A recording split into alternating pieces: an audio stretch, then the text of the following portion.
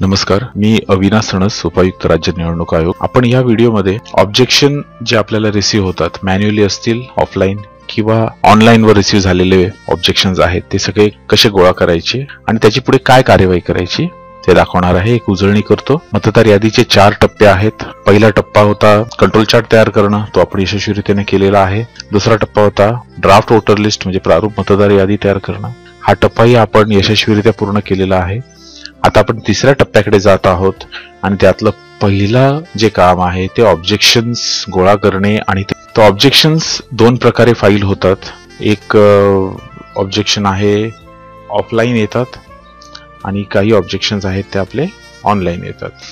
तर आता ऑनलाईन आलेले ऑब्जेक्शन आणि ऑफलाईन आलेले ऑब्जेक्शन, तर ऑफलाईन जे ऑब्जेक्शन्स आपल्याकडे रेकॉर्ड होतात त्या ऑफलाईन ऑब्जेक्शन्स मध्ये किंवा मतदार जे असतात ते पत्राद्वारे त्यांचं ऑब्जेक्शन हरकत नोंदवतात आणि आपल्याला कळतं की हे ऑब्जेक्शन्स ऑफलाईन आलेले आहेत। तसेच आता सॉफ्टवेअर मध्ये ऑनलाईन ऑब्जेक्शन रेज करण्याची सुविधा दिलेली आहे। हे ऑब्जेक्शन्स कसे रेज करायचे याचा व्हिडिओ ऑलरेडी YouTube वरती अपलोड केलेला आहे।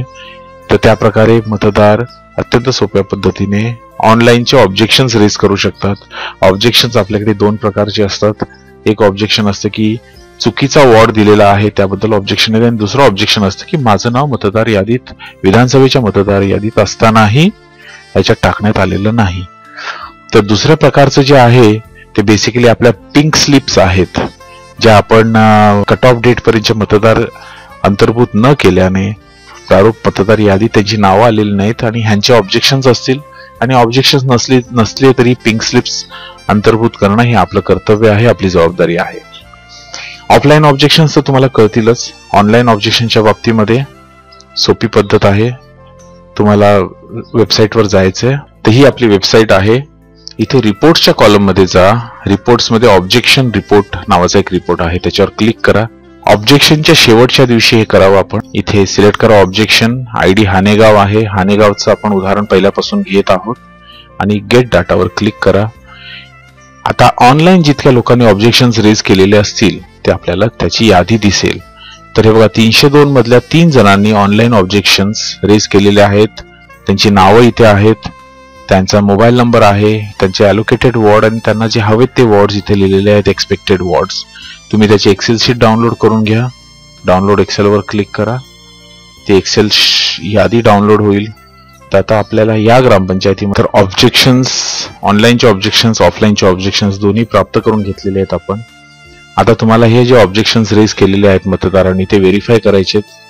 त्यांची घरं खरोखर त्यांचं जे म्हणणं आहे की आम्ही या वॉर्डात नाही राहत, अमुक वॉर्डात राहतो, हे योग्य आहे, याचं व्हेरिफिकेशन करायचं।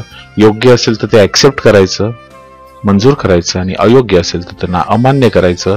आणि आता हे जेवढे मंजूर केलेले ऑब्जेक्शन्स आहेत ह्यांचा आपल्याला अंतर्भाव करावा लागेल ऑब्जेक्शन चार्टने, आणि त्यानंतर आपल्याला अंतिम मतदार यादी तयार करायची आहे।